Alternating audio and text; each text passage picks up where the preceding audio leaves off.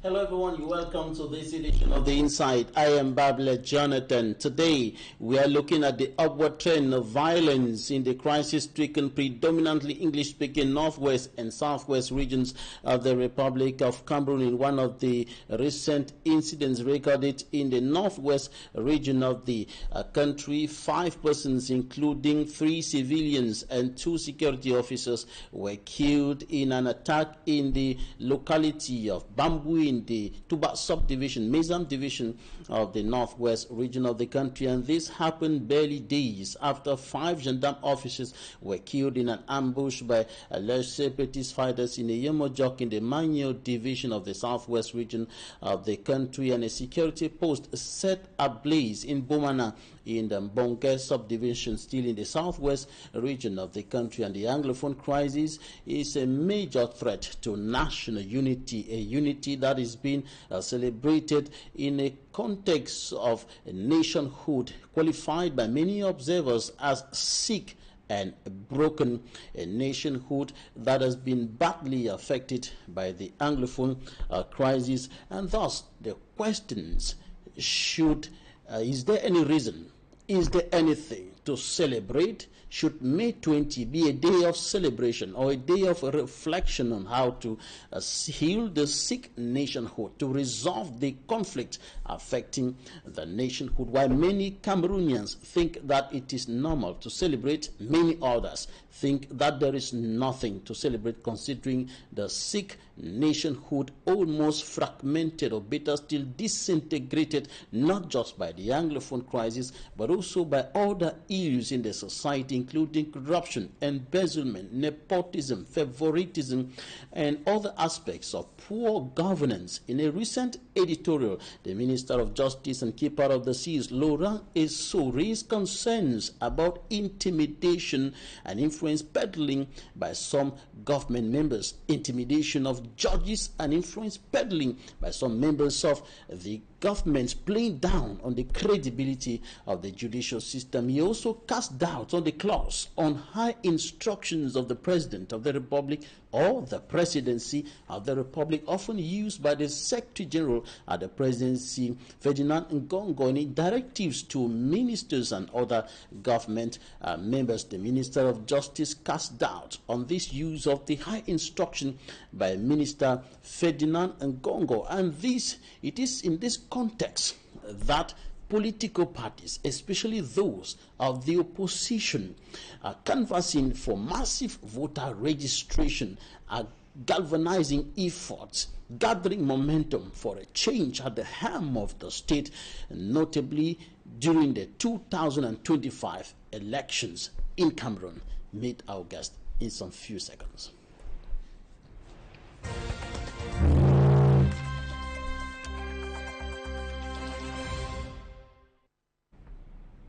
Guest today is Dr. Busi Neba. He's a politician, militant of the Cameroon People's Democratic Movement, CPDM, a political party, holder of a doctorate degree in psychology. Dr. Busi Neba is a lecturer in the Department of Educational Psychology of the University of Buea in the southwest region of Cameroon, and he resides in Buea. Doctor, you're welcome. Thank you for joining us all the way from Buea. Thank you very much, Mr. Babila, for inviting me. I think that I'm very humbled to be here to discuss nation building, and I think that nation building is a collective responsibility. It's our duty to better Cameroon to speak the truth, because the truth is one aspect of nation building. For you to build a country, you have to be honest, and I think that you have been doing a great job to build this country, Mr. Journalist. Thank you. Thank you very much. You are resident in Buea, and which is the capital of the southwest region, one of the 2 Anglophone regions in socio-political and security tensions for more than 7 years today. How is life in Buea as we speak now? Life in Buea has been complex. The former capital of former Southern Cameroon. Since 2017, Mr. Babila, I want to say that many people in Buea have lost their lives, children, adults, young people, and Buea is not as critical because the main town is not as critical, though Recently, we have seen people dying in my 16, Munya, and other places, my 15. But I want to say that when the crisis started in 2017, when the teachers striked, the lawyers striked, a lot of denizens of Buea came out to stand for justice, to stand for a better educational system, the Anglo-Saxon educational system, and the lawyers also stood firm. They came out and people were tortured. Students were tortured, even the University of Buea, and locked up. I want to say that when Barrister Bala was taken to Yaoundé and Dr. Fontem, by then, I was still a PhD candidate in the University of Buea while doing part-time. I was not a full-time lecturer by then. As a young politician by then, I went to the military court. I was ferried to SEC with some lawyers, because when the lead lawyers of Sissoko and Co was talking, some gendarmes came in and said we're manipulating our phones, and we're taken. I don't even know what happened. We're handcuffed and taken, put inside an ambulance and taken to SEC, and investigations took place and were later on released, but not locked up. To tell you that I've been in Buea since before the crisis and during the crisis, and I've observed everything, and I want to say that it's not been easy. Life has been difficult. Many people internally displaced in Buea, and the population is rising every day. People have migrated from Moyoka, people have migrated from all over, and they're in Buea because they see Buea as a green zone. And I want to say that though Buea is a green zone to an extent, it's not easy in Buea because the Ambazonians are still there, the Amba boys are still there on daily basis. They are exchanging guns with the state military on daily basis. And the situation remains quite volatile. I think that we need to solve the problem, and we know how to solve the problem, but a lot of bottlenecks to solve the problem. But I want to say that Mr. Babila, Jonathan, the situation in Buea is not the best because everybody's just trying to be prudent, but you cannot be prudent because with guns. Because there was a time in Buea that on Monday goes down, somebody was shot, and to say that a car was set ablaze, and it's not the first time. We've seen that in Munya, we've seen that in other places here in Buea, and we've seen where babies were killed. And I want to say that it's not a new phenomenon. We are experiencing it, and it's a time for us to take a retrospect about what has been happening to solve the problem, because 7 years is huge. Many people have died, many people have lost properties, many people have been displaced, they are living in hardship. And I want to say that there are internally displaced people in Buea. They don't have houses, and there are a lot of school drop out, and we have seen people who have been victimized and rape and so on because of the consequences of the war that's ongoing. I'll not call it a crisis again, because a war between two parties that are fighting, and the grass is the one suffering, and the common man is suffering. There's economic crisis in Buea because of the crisis. Things are very, very expensive. There's inflation and so on, and many students have dropped out from school. But I want to say that Buea is better. And you look at CDC. Well, when we talk about CDC, that has been the powerful economic giant of Cameroon. I want to say that CDC has fluctuated to a greater extent, and many people lost their jobs. I've come across, because as a political analyst, I've come across many people. I've interviewed them, workers of CDC in Tico and other places.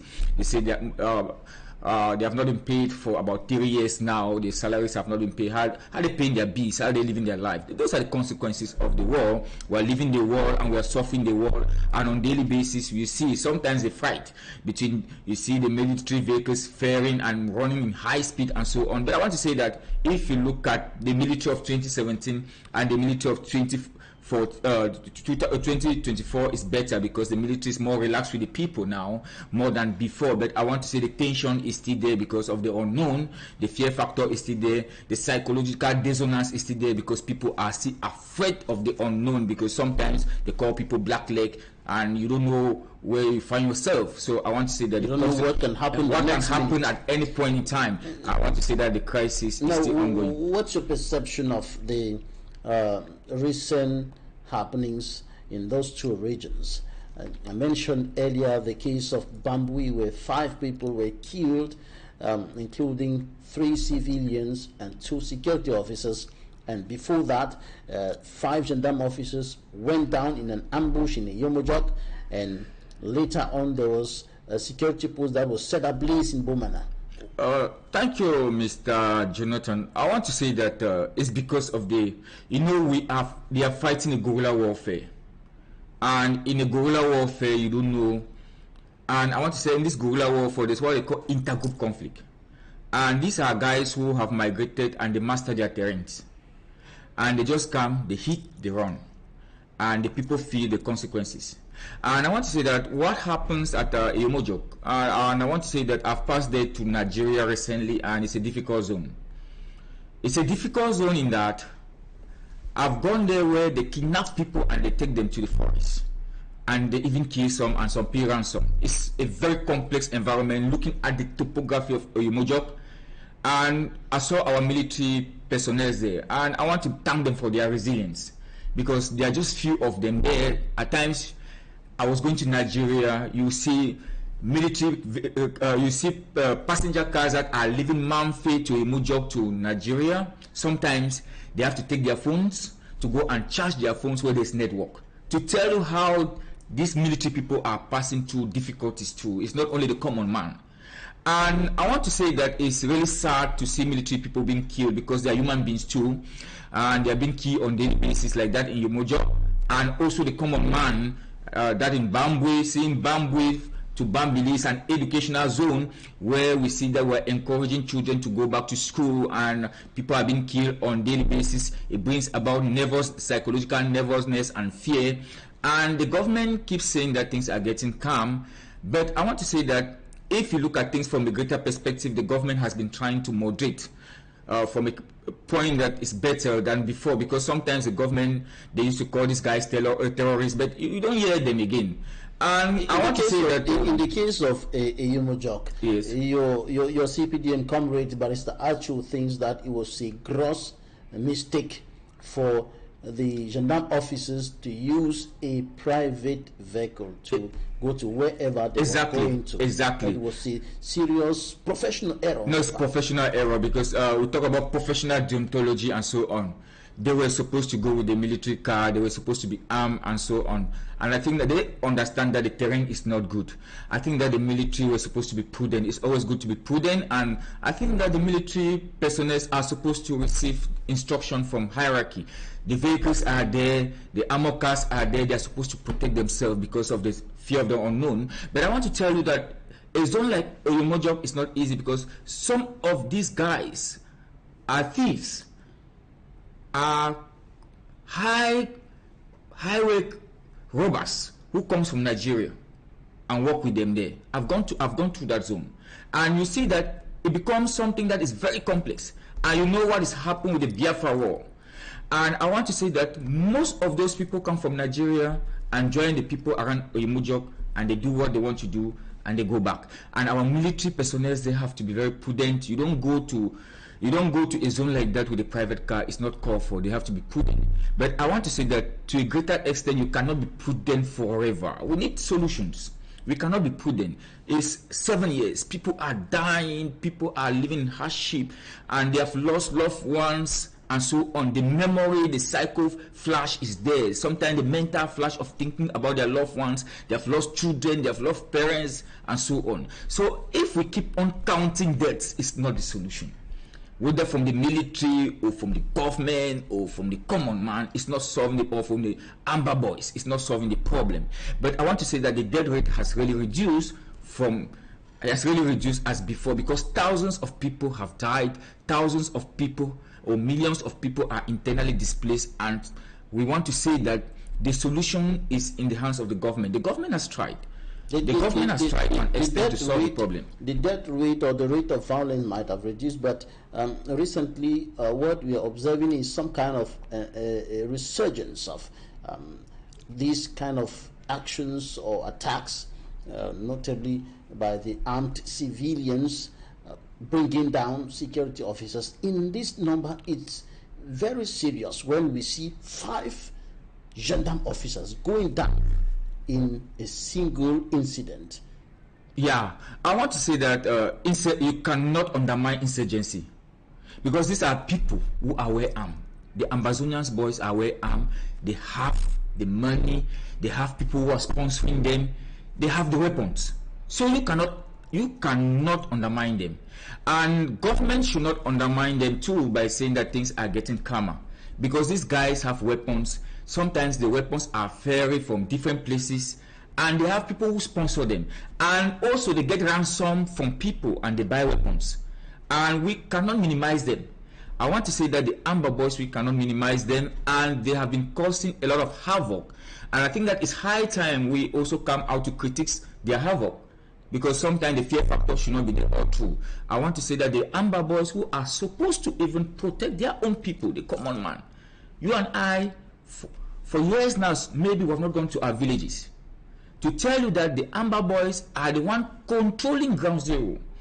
Because if you look at some of the remote areas in the northwest and southwest, I will tell you that some of the divisional officers are not residing in where they are supposed to work. Because we are talking about decentralization, that mayors are supposed to be working and piloting the affairs of their community. The fear factors there are not of Bafut. My mayor resides in Bamenda. The Joe of Bafut resides in Bamenda. They only go there during 20 May and some official occasions. That should not, to tell you that the Amber Boys are still controlling some of the areas, that they are still controlling some of these areas. So we need to look for a proper solution to solve this problem. Government has been moderating. I think that the Ambazonian leaders abroad too have to be moderating, because those who are abroad are following the crisis. The pastors abroad and co, they are following the crisis while people here are suffering, and on daily basis some of them are receiving certification, their children are going to school, they are living a good life abroad, while people here in Cameroon are suffering. So we need to take a retrospect and rethink that where we are heading to, is it positive or negative? As a positive psychology, I have to say that this is a year for us, 2025, to take a retrospect, because this crisis has caused a lot of negation to Anglophones. And I want to say, we will talk about Anglophone problem of marginalization and suffering and so on, and of discrimination, of injustice, of tribalism, of nepotism. Sometimes I always say Anglophones are their own problems too, because sometimes even when Anglophones are in strategic positions, even they don't want to see their own brothers and sisters. And I will tell you that sometimes when we blame some of these Francophones, I know of Anglophones who have been appointed and recruited by Francophones in strategic positions. And where I am as a university don't, most of my relations sometimes was with Francophones. So the problem is not with Francophones. I don't see any problem living with a Francophone. The problem is the Anglophones and the government. So the government, very clear, because yes, the problem is between the government and the Anglophones. But sometimes also, you know, some of the Anglophones in government also is a problem of telling the truth to the head of state, because the issue of higher instruction and the issue of always putting the name of the president before saying the truth. Because I think that when this crisis started, we are talking about the special status, even sir. We are talking about a special status where, till today, after the major national dialogue, we have not seen the rapid implementation of the special status and the packaging of the special status to the common man. If you ask a common man or a common mammy at Eimujok that what is special status, you ask a common mammy in Bafut, in Tuba, what is special status, in Bakassi, what is special status, they will not tell you. I think that we should stop using concepts that we don't implement. And if we want a change, talking about special status, we talk about regional presidents, they are there, and the governors are there. We don't know the dichotomy between what they are who is supposed to do and what who is not supposed to do. That is a problem. The problem of logistics, the problem of funding. Even some of these councils we are talking, they don't have the funding. So I think that many observers also raise the opinion that there is really nothing special about the special status. That's what I'm saying. And that those two regions should rather have equal status and not special status. That's what we're saying. This is right in the Constitution. Because the issue of governors also is an issue. You cannot be talking about special status when a governor is A governor is appointed while the regional president is elected, and 20th May is coming on Monday. I will tell you that in the Northwest and the Southwest, the last person to arrive at the boulevard is the governor, not the regional president. And sometimes even when you look at, you don't allow. We will come to that. Yes, we will come yes, to that exactly. shortly. Now, I want us to take a look at what the newspapers reported this week, and we'll be right back in some few minutes. This is the press review.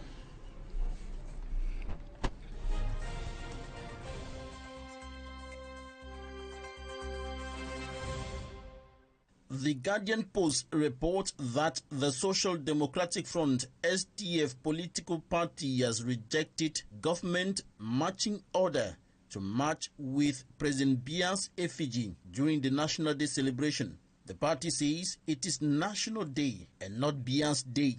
In another issue of the paper, Cameroon Renaissance Movement (CRM) National President Professor Maurice Kamto spit fire ahead of the 2025 presidential election, vowing that he is ready to pay the ultimate price to snatch the country from the grips of the Biya regime. News Watch: suspected separatists kill 5 soldiers on the Manfe Equinoxe road. On the front page of the Post, General Buba Dobekrio says, I quote, "We are going to neutralize all Amber fighters very soon." The Horizon projects more calls for a negotiated settlement to solve the Anglophone crisis. Municipal Update says why President Paul Biya should take action against mayors who are challenging public independent conciliators in the Northwest and Southwest regions over revelations of corruption in some councils. According to the Herald Tribune, an expert report indicts Atu firm for conniving and colluding to rob the state of its assets via the legal battle with the Douala Port Authority. As reported by the Guardian Post, amid difficulties of obtaining the national identity card, the police engages a giant move to produce the identification document within 48 hours. Municipal Update tells its readers about the Kondotiti Council model that works. Another issue of the paper says Yaoundé is set to host a historic international mining convention from May 22nd to 24th. The Sun highlights the conflict between the Cameroon Football Federation, FECAFOOT, and the Ministry of Sports and Physical Education over the technical staff of the Indomitable Lions, saying the meeting between the Indomitable Lions head coach Mark Breeze and the technical staff members appointed by FECAFOOT stirs further controversy.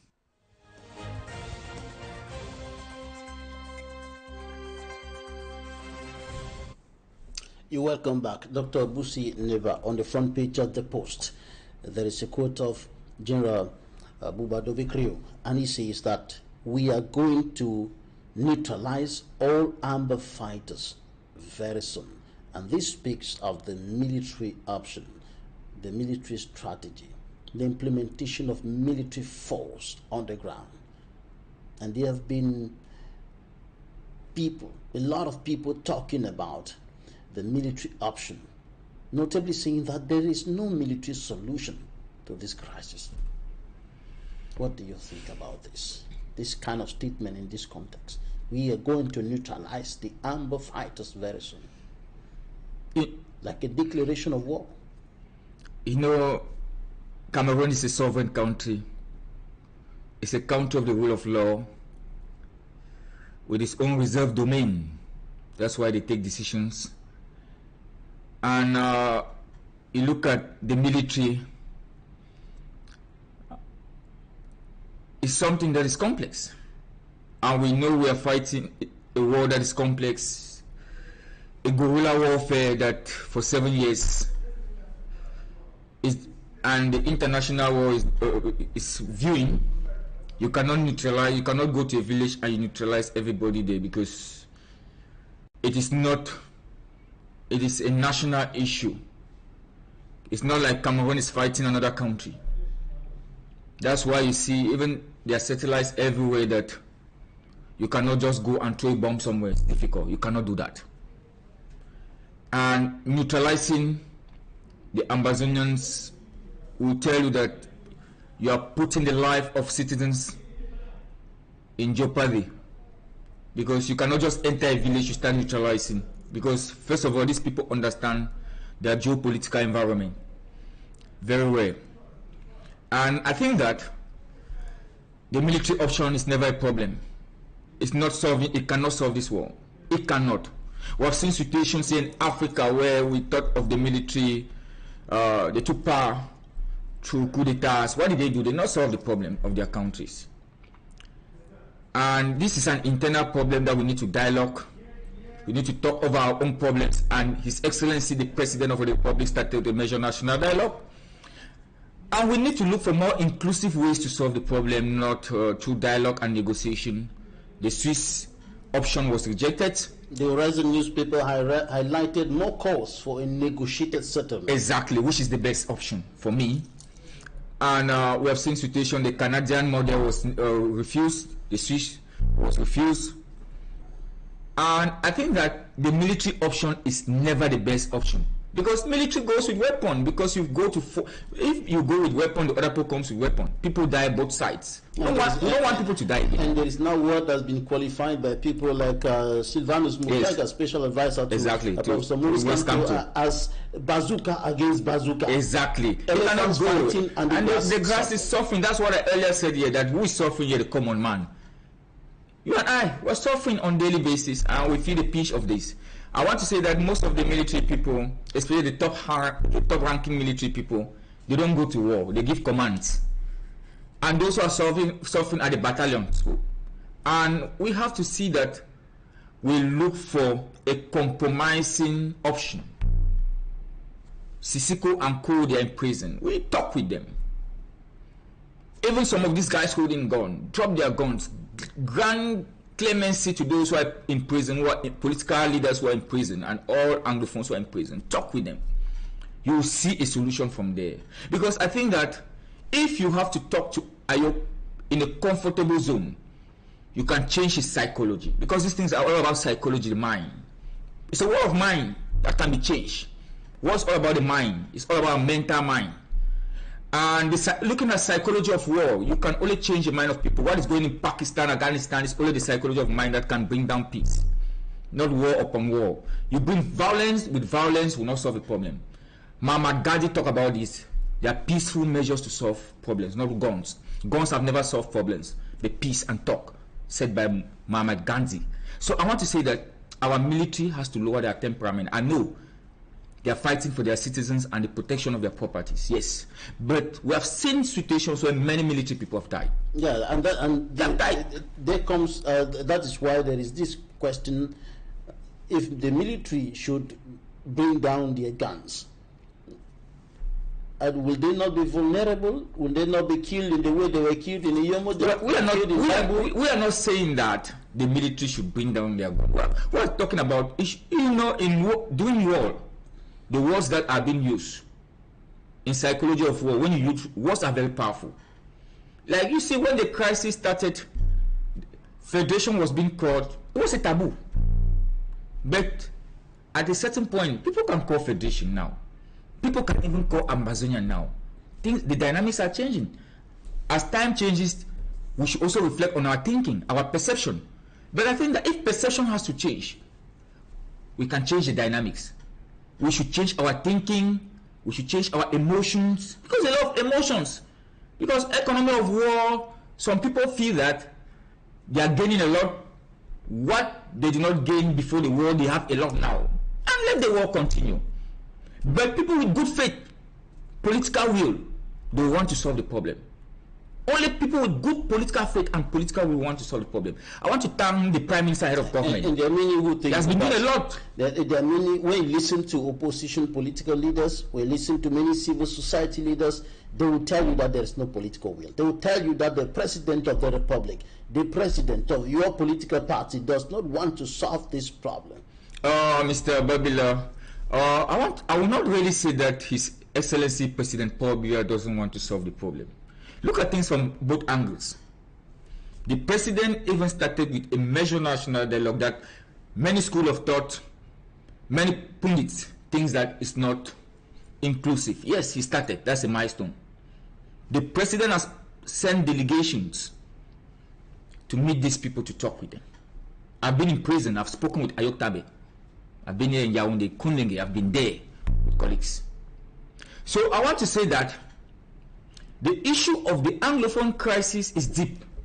What did you tell Ayok Tabe in prison? No, when we were there, they were advocating that they stand for their separation. That's what they stand. They will say that we need peace because people are suffering. They are there, they don't know. They are suffering too, psychologically and emotionally and spiritually. But I want to tell you that people out there are suffering, and we have lost a lot of people. The question, Dr. Busi Neba, is the President of the Republic ready to do what you're saying now? Is he willing to do that? The issue is that government has taken their own stand, and their stand is decentralization. But as days are going forth, we should also change our mindset of how we can solve the problem. There is no paradise forever. You look at the Songhai Empire, no empire lives forever, but legacy lives forever. So what I'll be proposing is that dialogue is still a process. We should give chance to dialogue again. And we should put humanity first. If we are able to put humanity first, we will be able to solve the problem. We seek our conscience. But most politicians don't have conscience. They think about wealth, power. They don't have human feelings. But if we put human feelings and we look at our constitutions and change a lot there, because if you look at this crisis, I used to talk to some of my political comrades who are parliamentarians. The crisis started, Anglophones, parliamentarians. You have not even talked about the crisis in parliament. And the parliament is a very powerful body that if Anglophone politicians who are in our ruling party came out and also said, talk to the President of the National Assembly about this crisis, I think that you would have heard. Not only the few oppositions.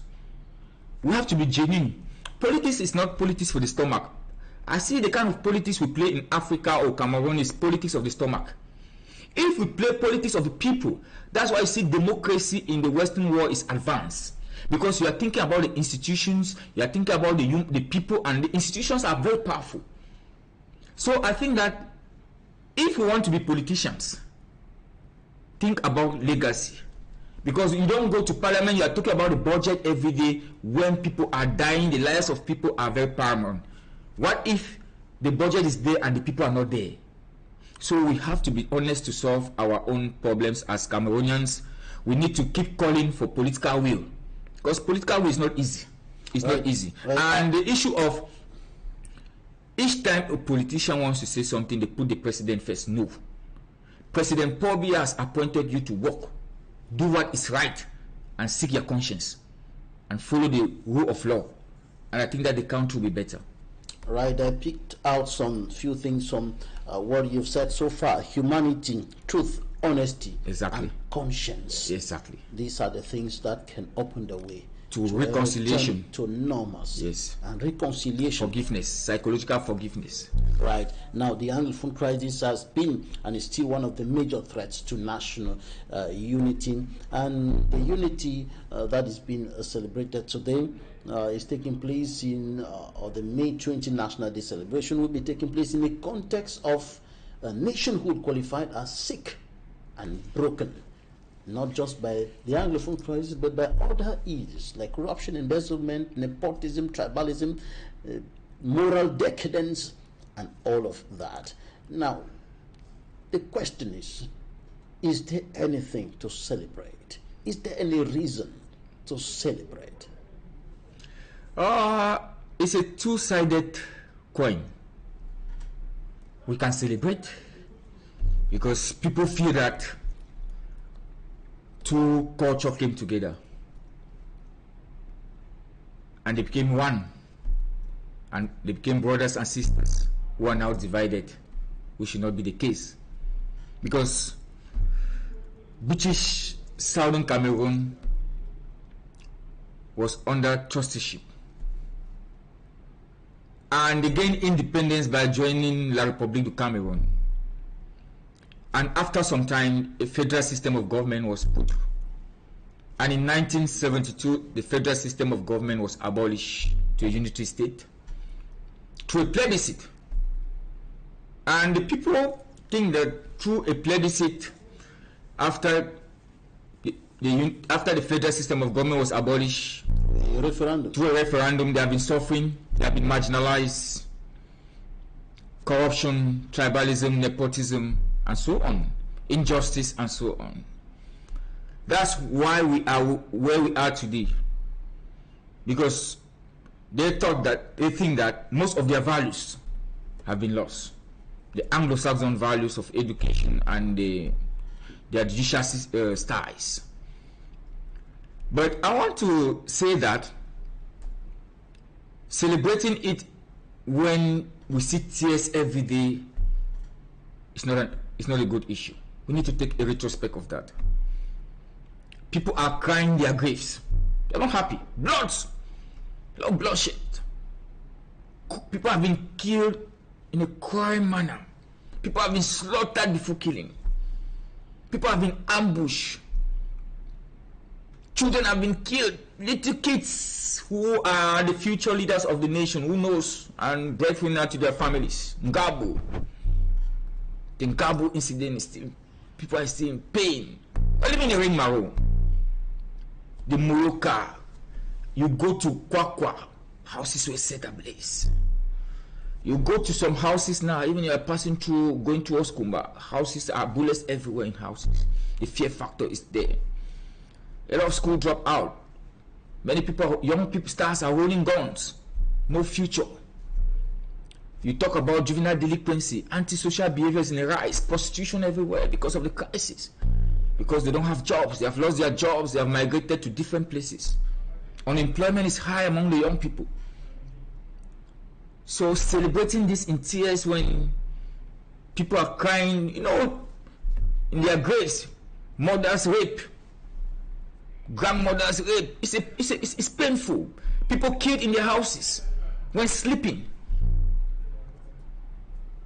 If this has not touched you, you will not understand. Even members of government lost their houses, the prime minister, and so on. They are touched, they are human beings. The military dying, Ambazonians dying, common man dying, houses set ablaze, hardship, poverty, lifestyle of people has changed, the culture, the cultural values, and Anglophones have lost their educational system. That's the truth. Because go to the Presbyterian schools, the CPCs, the Presbyterian schools, the PSS and so on, they are now in Francophone areas. The Presbyterians have opened most of their schools in Francophone areas. We are the ones suffering now. Our Anglo-Saxon culture that people used to come to Sacred Heart, where are they coming? They don't come again. They are now going to Yaoundé. I have nieces and nephews. They are in Yaoundé. I have nephews and nieces who don't have as a scholar, I've talked with them, I've counseled them, go back to school. Some don't want to go back to school again. You see the consequences of this. And we are celebrating a national day in tears. While some are happy, in euphoria, some are sad. Two people coming together cannot be celebrating a national day of unity, and some people are sad and in tears, while some are in euphoria. In this context, should May 20 not be a day of reflection on how to heal the sick nationhood, how to mend the broken parts of this nation? I think that this day should be a day of retrospection and introspection. As a psychology, introspection is when you look deep inside. You view yourself of what has been happening about your nation. And what you have been doing. And what you have been doing for your country. Whether that spirit of patriotism is still even there. But I want to say that marching, just marching, is not, it's just, it can be, marching is good. But those who are marching, are you really marching deeply? In your heart, are you happy? Or those who are sitting at the grandstand, are you really happy about what has happened to your loved ones and so on, about the nation? Are they happy? I think that it should be a day of reconstructing our mindset and thinking about the future of the country. Because the past has been bad. The few 7 years has been bad because it will take about 30 years to reconstruct our mind and bring back the development we had. The small development we even had in the northwest and southwest, I'll tell you, sir. And the community life we used to have, we should think about it. I cannot go to the village. And as a scholar, I was thinking that I can contribute my own little I have towards my community now. But there's no way. There's what they call Umbutu, Ngabatu. I am because you are because I am. The spirit of Ujamaa by the then president of Tanzania, Julius Nyerere, that we used to live in our communities, sharing, loving, unity, where communities are now fragmented. These people don't want to see this one, brothers don't want to see brothers, sisters don't want to see sisters, and we are celebrating our National Day. And this National Day that they are talking about, the military and the nation, in fostering peace and unity and reconciliation. The military and the nation. The military and the nation. Has the military brought peace? We should think about that. Has the military fostered living together? We should think about that.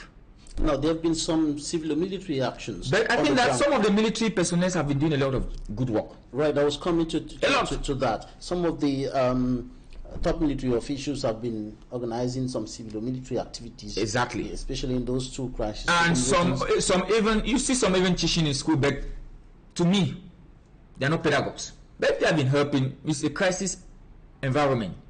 Some give didactic materials to school. Is it helping? It's helping. Some give for didactic materials, fine. Those civil military activities, is it helping it's helping kind of bridge the gap? It's helping to bridge the gap in terms of socialization and the interaction. It's helping to bridge the gap. But pedagogically and also scientifically, it's a problem. Because a military personnel in the classroom is a problem with a gun. No matter what, you need learning takes place psychologically. Learning takes place in an environment that is conducive. The school climate has to be conducive. There must be a rapport between the teacher and the learner. So when you see even military personnel being stationed in schools, when teachers like us are teaching, I don't feel comfortable with that. Though security is very paramount, because we need to learn in a conducive environment that is free and fair. So, but I want to say that some of the militaries have been trying to give even food, humanitarian support. Some give a lot of humanitarian support, which is good. But some also extort, which is bad. I'm coming from Buea. The number of checkpoints in Buea is a problem. And those are some of the ills. Those are some of the ills, some of the indicators. Extra money. Some of the indicators of poor governance. Yeah. And some of these issues were highlighted in a recent editorial by the Minister of Justice and Keeper of the Seas, Laurent Esso, who talked about intimidation of judges, influence peddling. That is, that he says is putting some judges at a very tight corner, in between their conscience, in between the law they have to apply and the influence that is coming from a member of government, therefore or thereby playing down on the credibility of the judicial system. What is your take on this, coming from the Minister of Justice? I think that the outing of the minister, applaud that. Mr. Jonathan Babila, we talk about separation of power. Between there are three arms of government. The executive is there to administer. The executive is there to implement the laws of the country. That is the ministers, the directors, the presidency. They are there to implement and administer. The judiciary is there to interpret the laws of the country. That is the courts, from the highest court, the Supreme Court, the high courts, the appeal courts, all the big courts, and the smaller courts, the courts of first instance. The legislative is there to make the laws of the country, whether the upper house or the lower chamber. But now, in our context, sometimes you see just a minister will call a younger magistrate, and they panic. Where's the rule of law? They intimidate. Just a call in from a divisional officer, some magistrate panics. It's not supposed to be like that as a magistrate. And I want to say that that's very problematic in a country that's talking about good governance, democracy, and the rule of law. And the minister Laurent is to applaud him, because you're not supposed to intimidate a magistrate. They are supposed to work with their conscience. The scale is supposed to be balanced. There's supposed to be equity, justice.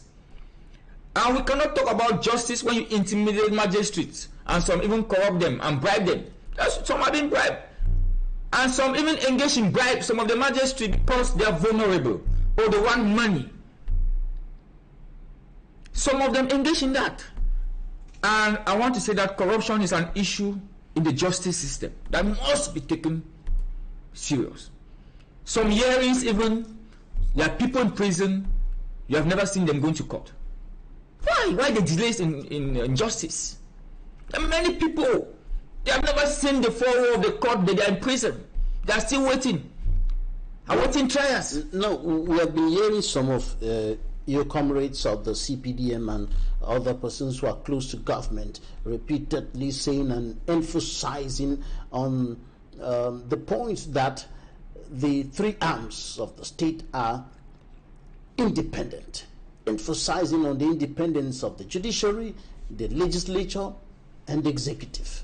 There are in contradiction to what opposition politicians are saying, like with people like Senior Barrister Ashu Emmanuel saying that in fact Cameroon has just one arm, the executive, that has swallowed the judiciary and the legislature.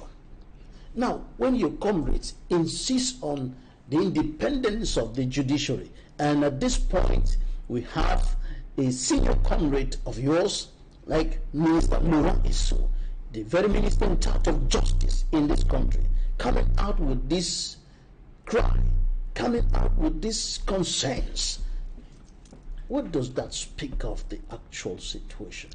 I think that is it a situation where judges, magistrates are almost helpless, powerless, unable to stand on their own and make decisions and render justice and ensure that justice is said to have been rendered?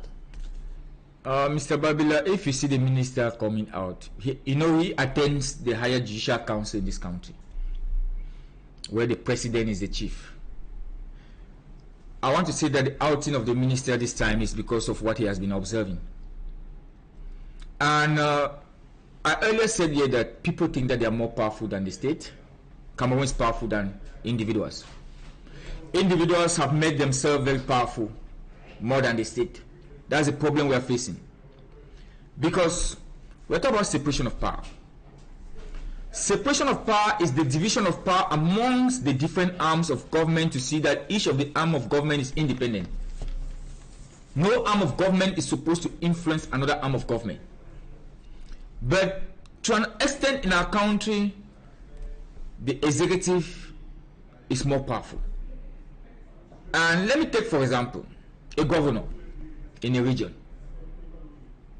The governor manages the region. And sometimes the governor can call the procureur general and say, put this case file, as you see, please, any day. That's what Mr. Laurent Isso will not want to see. Sometimes a minister can call the procureur general of the region. He can call a chief justice. That is what, and influence decisions. That is what the minister doesn't want to see. All right, we're going to conclude this edition of The Inside with what you just mentioned now, the momentum, the election fever ahead of 2025. Let's take a look at some interviews and we'll be right back. Interviews of the week.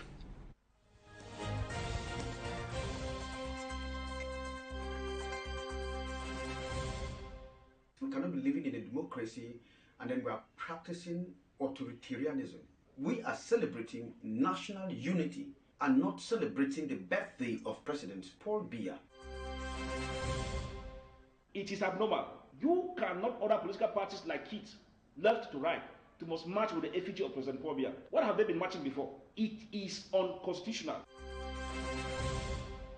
is an insult to our multipartism, is an insult to our democracy, is an insult to our freedom of belonging, is an insult to your president.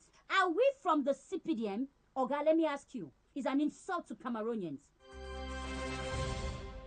Where there is unity, there is peace, there is development, there is love, and there is victory. So from this quotation, you are going to agree with me that there is no unity in Cameroon. Because Cameroonians, present day, are killing themselves, torturing themselves. If you look at the level of immorality in Cameroon, the level of corruption, the level of embezzlement in Cameroon amongst the top government officials, the level of selfishness, you are going to agree with me that there is no unity in Cameroon.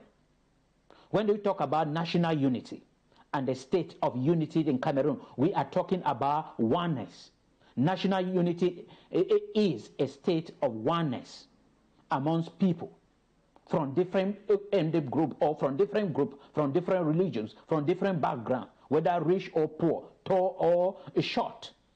Everybody, for people from the north, people from all parts of Cameroon. That is what we talk about national unity, that you people agree together. You people have shared your vision together. That is why we talk about national unity. And when we go through with this definition of national unity, you are going to agree with me that there is no unity in Cameroon.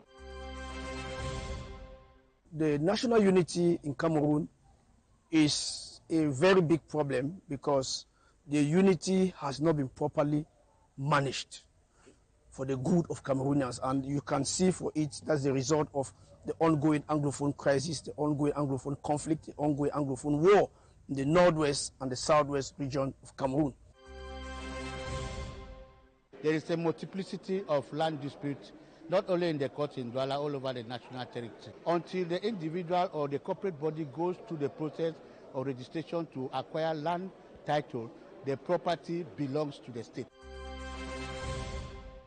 Expropriation issues, even within the city of Douala, becomes problematic when the rights of the community, the indigenes, are not taken into consideration.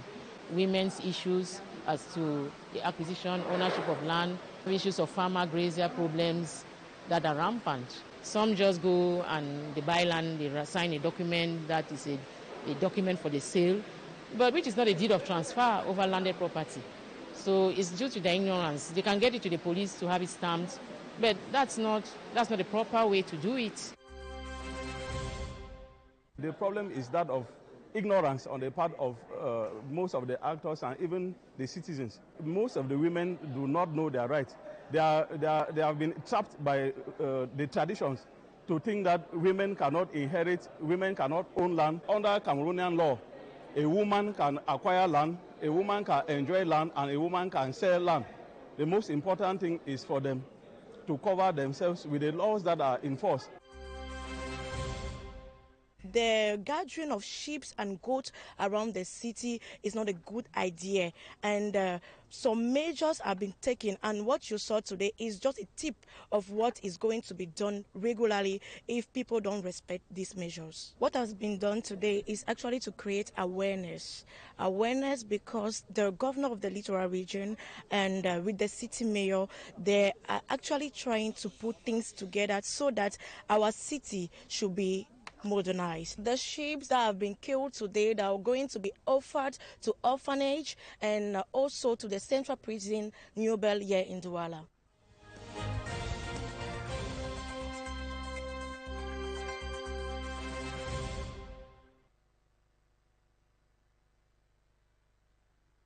Neba, who is a politician, militant of the Cameroon People's Democratic Movement, CPDM, political party and lecturer at the University of Boya. Dr. Busi Neba, Lapana Tasha Mamai, civil society leader, Cameroonian based in Cyprus, thinks that there is no unity in Cameroon. What is your opinion about that? Is there unity in Cameroon? The issue of unity is a complex issue from a sociological point of view, because from a political point of view too is different, because from a sociological point of view and from a cultural point of view, you see that Cameroonians are living together. And in terms of living together, linguistically, Cameroonians are living together. In terms of intermarriages, Cameroonians are getting married and living together. But the problem of living together that is being faced, that disunite Cameroon, is the problem of that is political, like tribalism, nepotism, where some politicians think that some Cameroonians are better than other Cameroonians, some Cameroonians are superior and other Cameroonians are inferior. That's where the problem lies.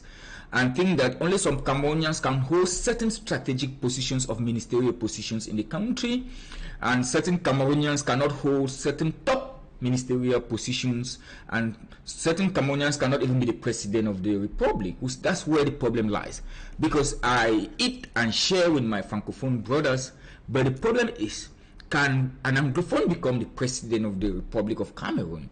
Can an Anglophone become the Minister of Defense? Can an Anglophone become the Minister of Finance? That's the problem we are finding ourselves. The issue of that, which is very complex. An Anglophone, the first Anglophone is a Prime Minister. So the problem of living together, you know that Francophones and Anglophones live together. Geopolitically and linguistically, we speak English and French. In our school system, we're together. In our communities, we live together. But the problem is now a political issue, a governance issue. And this governance issue brings that segregation. This governance issue sometimes brings that segregation, that stereotype, to believe that some people are more inferior, prejudice, and people start hitting their head and bring about hate speech. So I want to say that this issue of living together is a political issue. But if you look at it too from a cultural perspective, it's an issue too, but it's not as the political issue. It's more of a political issue. It should however be clear that the laws of the land, the constitution, permits every Cameroonian to be the president, to become the head of state, the minister of defense, the minister of whatever. But the problem is at the level of implementation. That's the problem. It's at the level of what is done. Yes, so that's why we are saying that people need to work with their conscience, especially the executive, headed by His Excellency President Paul Biya.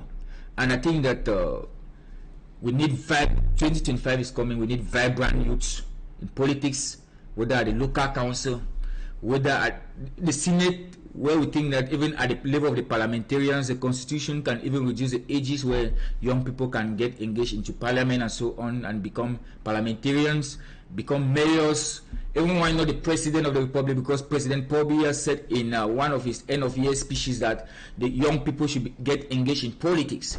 And I think that is the time for us to also think about gerontocracy should die down, because the governance of aged people, young people also want to get engaged in politics, whether in the CPDM or also be members of the central committee of the CPDM. It's possible too for young people like us to be members of the central committee, not only communication members. And I think that we can better the country. Why not the president of the republic?